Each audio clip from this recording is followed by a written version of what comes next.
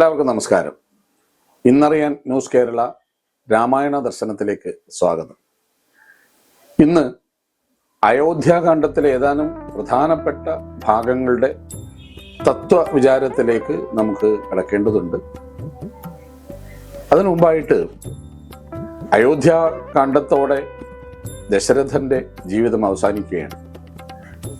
എന്തുകൊണ്ട് ദശരഥന് 10 ദിക്കിലേക്കും സ്വന്തമായി തേരോടിക്കാൻ കഴിവുള്ള, ദേവന്മാര് പോലും വീരത്വത്തിൽ ആദരിക്കുന്ന ഈശ്വരതുല്യരായ 4 പ്രഗത്ഭരായ ആൺമക്കൾ ഉണ്ടായിട്ടും ദശരഥന് ദുരന്തം ഉണ്ടാകുന്നു? അത് ദശരഥന്റെ ഒരു പാഠം നമുക്കുണ്ട്. ദശരഥൻ ഭാരതീയ വർണ്ണവ്യവസ്ഥയും ഭാരതീയ ധർമ്മശാസ്ത്രങ്ങളും അനുസരിച്ച് ബ്രഹ്മചര്യം, ഗാർഹസ്ഥ്യം, വാനപ്രസ്ഥം, സന്യാസം, ഇതാണ് പ്രധാനപ്പെട്ട 4 ആശ്രമങ്ങൾ. ഈ ആശ്രമങ്ങളിൽ ദശരഥൻ ബ്രഹ്മചര്യവും ഗാർഹസ്ഥ്യവും കഴിഞ്ഞിട്ട് വാനപ്രസ്ഥയാകേണ്ടതിന് പകരം വീണ്ടും ലൗകിക കാമനകളിൽ മുഴുകി. അത് ദശരഥന് വരുന്ന ഒന്നാമത്തെ ദുരന്തമാണെന്ന് പറയാം. അതോടൊപ്പം തന്നെ ദശരഥന് ഉണ്ടായ വിപത്തുക്കൾ നമുക്കൊന്ന് പരിശോധിച്ചാൽ, ആദ്യം വിവാഹം കഴിച്ചത് ദശരഥ മഹാരാജാവ് കൗസല്യയാണ്. വളരെ കാലം ആ ദാമ്പത്യ ജീവിതം ഉണ്ടായിരുന്നു. പിന്നീട് കൗസല്യക്ക് മക്കളില്ലാത്തത് കൊണ്ട് രണ്ടാമത് സുമിത്രയെ വിവാഹം കഴിച്ചു. വാൽമീകി രാമായണം പ്രകാരം ആദ്യം കൗസല്യ വിവാഹം ചെയ്യുന്ന സമയത്ത് ദശരഥൻ കൗസല്യയുടെ പിതാവിനോട് പറഞ്ഞത് ഇവളിലുണ്ടാകുന്ന കുട്ടിക്ക് രാജ്യാധികാരം കൊടുക്കുന്നതാണ്. ആ വാക്ക് അവിടെ തന്നെയുണ്ട്. കുട്ടികളില്ലാത്തതുകൊണ്ട് വീണ്ടും സുമിത്രയെ വിവാഹം കഴിച്ചു. സുമിത്രയുടെ പിതാവിനും കന്യാശുൽക്കമായിട്ട് ഇവളിലുണ്ടാകുന്ന കുട്ടിക്ക് രാജ്യാവകാശം കൊടുക്കുമെന്ന്. അതിലും മക്കളുണ്ടായില്ല. ഒടുവിലാണ് വൃദ്ധനായപ്പോൾ, പടുകിഴവനായപ്പോൾ, മക്കളുണ്ടാവാനുള്ള മോഹം കൊണ്ട് അല്ലെങ്കിൽ കാമം ആസക്തി കൊണ്ടോ എന്നറിയില്ല, കൈകേയി വിവാഹം കഴിച്ചു. എന്തുകൊണ്ട് ഇത്രയും വൃദ്ധനായ ഒരാൾക്ക് സുന്ദരിയായ മകളെ കൈകേയി രാജാവ് വിവാഹം കഴിച്ചു കൊടുത്തു? 2 ഉദ്ദേശങ്ങൾ അതിന്റെ പിന്നിലുണ്ട്. ഒന്ന്, അന്ന് കൈകേയിയും അതേപോലെ മിഥിലയും തമ്മിൽ വലിയ ആഭ്യന്തര സംഘർഷങ്ങളും യുദ്ധങ്ങളൊക്കെ ഉണ്ടായിരുന്നു. വലിയ ജനക മഹാരാജാവിനെ ജയിക്കാൻ കൈകേയി രാജാവിന് കഴിഞ്ഞില്ല. സൂത്രശാലിയായ കൈകേയൻ അതിന് ഒരു തടയിടാൻ വേണ്ടിയാണ് അയോധ്യ രാജാവായ, അന്ന് സൈന്യം കൊണ്ടും ശേഷി കൊണ്ടും സമ്പത്ത് കൊണ്ടും വീര്യം കൊണ്ടും ഒക്കെയുള്ള അയോധ്യ രാജാവായ ദശരഥനെ തന്റെ മകളെ കല്യാണം കഴിച്ചു കൊടുത്താൽ മിഥിലയിൽ നിന്നുള്ള ആക്രമണങ്ങൾ തടയാം എന്ന് ഒരു ഉദ്ദേശം. രണ്ടാമത്തെ ഉദ്ദേശം, ഈ കൈകേയിൽ, എൻ്റെ മകളായ കൈകേയിൽ ജനിക്കുന്ന കുട്ടിക്ക് രാജ്യാവകാശം കിട്ടിയാൽ അത് നയതന്ത്രപരമായിട്ട് എപ്പോഴും കൈകേയവും അയോധ്യവും ചേർന്നാൽ മിഥില പോലുള്ള രാജ്യങ്ങളെ ജയിക്കാമെന്ന ഒരു സ്വാർത്ഥത കൈകേയനുണ്ടായിരുന്നു. മൂന്നാമത്തെ പെണ്ണിനെ കാണുകയും അവളുടെ സൗന്ദര്യം കണ്ട് ഭ്രമിക്കുകയും അവളുടെ മകന് രാജ്യം കൊടുക്കുക എന്നൊക്കെ വാഗ്ദാനം ചെയ്ത ദശരഥൻ 3 വാഗ്ദാനങ്ങൾ ഇവിടെ ഉണ്ടാവുകയാണ്. സുമിത്രയുടെ മകനെ, കൗസല്യയുടെ മകനെ, കൈകേയിയുടെ മകന് രാജ്യം കൊടുക്കാം. പക്ഷെ കൈകേയൻ അതിതന്ത്രശാലിയാണെന്ന് നമുക്കറിയാം. ചിലപ്പോൾ ദശരഥൻ വാക്ക് തെറ്റിക്കാൻ സാധ്യതയുള്ളത് കൊണ്ട് തന്റെ വിശ്വസ്തയായ ഒരു ദാസിയെ, പരിചാരികയെ കൈകേയിയുടെ കൂടെ അയക്കുകയാണ്. ഇത് അയോധ്യാകാന്ഡത്തിൽ നമ്മൾ കാണേണ്ട വലിയൊരു വിഷയമാണ്. അങ്ങനെ പുത്രകാമേഷ്ടി ഉണ്ടാകുന്നു. അശ്വമേധയാഗം, പുത്രകാമേഷ്ടി യാഗത്തിലുള്ള ആ പായസം കഴിച്ച് 3 പത്നിമാരും അജിരേണ ഗർഭിണിയാകുന്നു. രാമനും ലക്ഷ്മണനും ഭരതനും ശത്രുഘ്നും ഉണ്ടാകുന്നു. സുമിത്ര ഇരട്ടയാണ് പെറ്റത്, ശത്രുഘ്നെയും ലക്ഷ്മണനെയും. കൈകേയിക്ക് ഒരു മകനാണ് ഭരതൻ, കൗസല്യക്കും ഒരു പുത്രൻ ശ്രീരാമൻ. ഇവിടെ ആ കുട്ടികൾ, രാജകുമാരന്മാർ വളർന്നു വരുമ്പോൾ ഏറ്റവും വ്യാധിയായി അല്ലെങ്കിൽ ഒരു മാനസികമായ വലിയൊരു വിഭ്രാന്തിയിലായി ദശരഥൻ.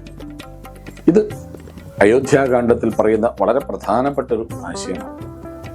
അതുകൊണ്ടായിരിക്കാം 3 മഹാരാജ്ഞിമാരുടെയും പിതാക്കന്മാർക്ക് മക്കളെ രാജാവാക്കാം എന്ന് വാക്ക് കൊടുത്തത് കൊണ്ടുള്ള സമനില തെറ്റിയ ദശരഥൻ. ദശരഥനെ സംബന്ധിച്ച് മൂത്ത മകനായ രാമൻ കഴിഞ്ഞേ ആരുമുള്ളൂ. ജനഹിതവും രാമൻ അനുകൂലമാണ്. ഇപ്പൊ രാമന് രാജാവാക്കണം. പക്ഷെ ഹൃദയത്തിൽ താൻ കൊടുത്ത വാക്ക് ഇങ്ങനെ ചുരമാന്തിക്കൊണ്ടിരിക്കുന്നു. അതിനെ തന്ത്രപൂർവം മറിയിടാനാണ് ദശരഥൻ ഭരതനെയും ശത്രുഘ്നെയും ഭരതന്റെ മാതാവിന്റെ രാജ്യമായ കേകയത്തിലേക്ക് അയച്ചു. നമ്മൾ മനസ്സിലാക്കണം. എന്നിട്ട് വളരെ തിടുക്കത്തിൽ സുപ്രധാനമായൊരു തീരുമാനമെടുക്കുകയാണ്. രാമന്റെ പട്ടാഭിഷേകം.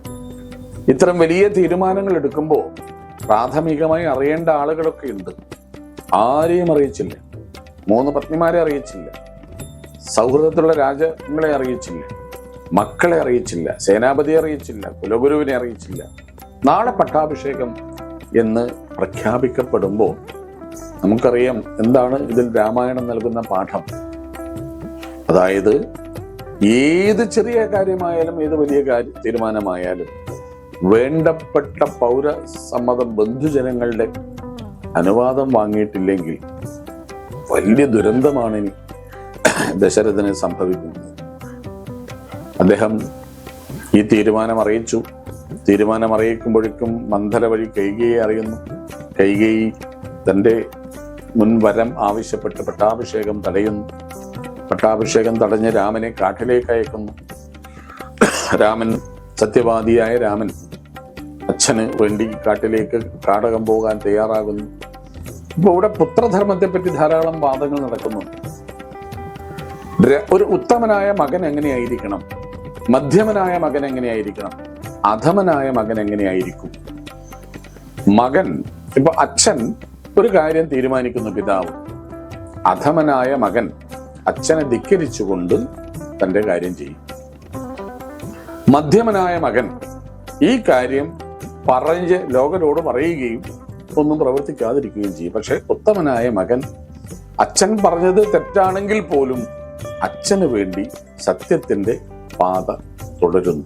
ഇതാണ് രാമന്റെ പുത്രധർമ്മം എന്ന് രാമായണത്തിലേക്ക് നമുക്ക് വായിക്കാൻ കഴിയും.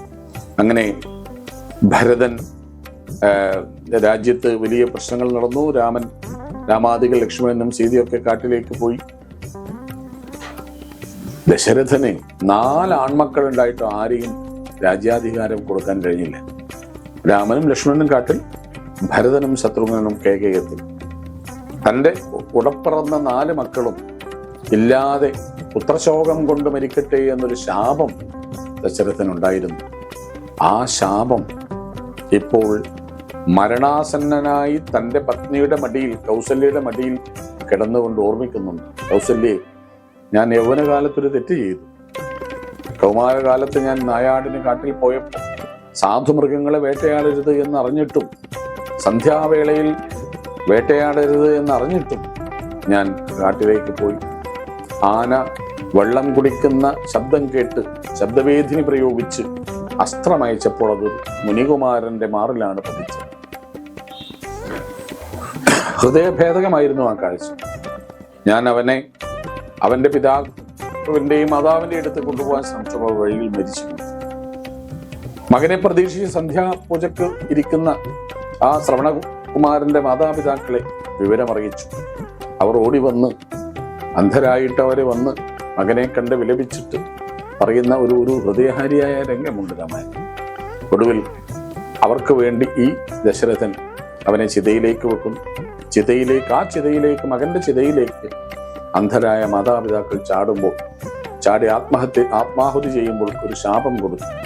നീയും അവസാന കാലത്ത് പുത്രവ്യഥ കൊണ്ട് ഹൃദയം പൊട്ടി മരിക്കട്ടെ എന്ന്.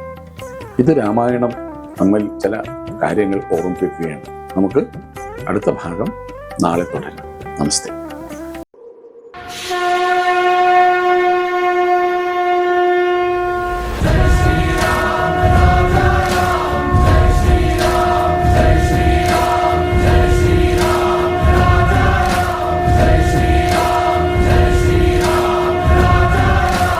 വിവാഹ പർച്ചേസുകൾക്ക് കുറഞ്ഞ പണിക്കൂലിയിൽ സ്വർണം മുൻകൂട്ടി ബുക്ക് ചെയ്യാൻ അഡ്വാൻസ് ബുക്കിംഗ് സ്കീം. പണിക്കൂലിയിൽ 50% വരെ ഡിസ്കൗണ്ട് നേടാൻ മൈ ഗോൾഡ് സേവിംഗ് സ്കീം. പണിക്കൂലി ഒന്നുമില്ലാതെ സ്വർണ്ണാഭരണം സ്വന്തമാക്കാൻ ഗോൾഡൻ ബഡ് സ്കീം. എന്നും വിശ്വസ്തയോടെ സ്വർണം സ്വന്തമാക്കാൻ ആരാധന jewellery, Bangalore and city centre, Kannur, ഫാഹേൽ and Maliya, Kuwait.